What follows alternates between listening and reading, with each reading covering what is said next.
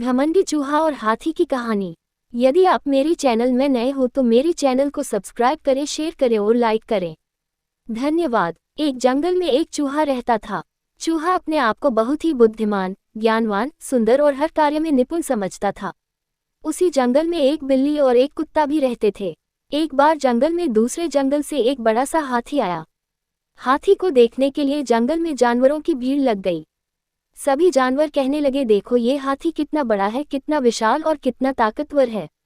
हम लोग तो क्या, इस जंगल में कोई भी जानवर इस हाथी के सामने कुछ भी नहीं है।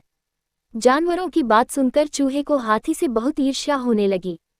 जानवरों की बात सुनकर चूहा बोला, अरे भाई, इस हाथी में ऐसी कौन सी बात है जो मुझ में नहीं है।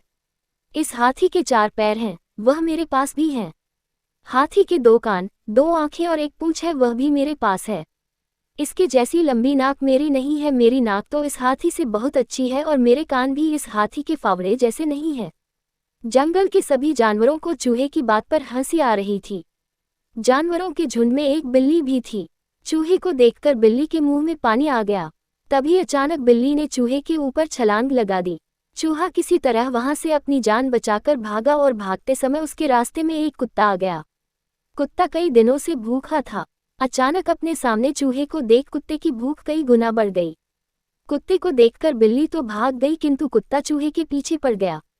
कुत्ता ने चूहे पर झपट्टा मारा, किंतु किस्मत से चूहा कुत्ते के पंजे से बच गया। भागते भागते चूहा हाथी के सामने पहुंच गया। हाथी अपनी मदमस्त चाल में चला जा रहा था। उसने चूहे को पूरी तरह नजरअंदाज कर दिया और आगे बढ़ने के लिए हाथी ने जैसे ही पैर बढ़ाया कि चूहा उसके पैरों के नीचे दबते दबते बच गया।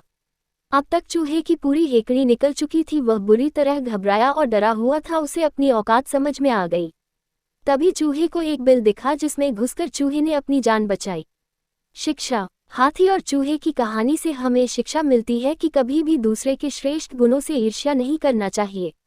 पूरी कहानी सुनने के लिए धन्यवाद।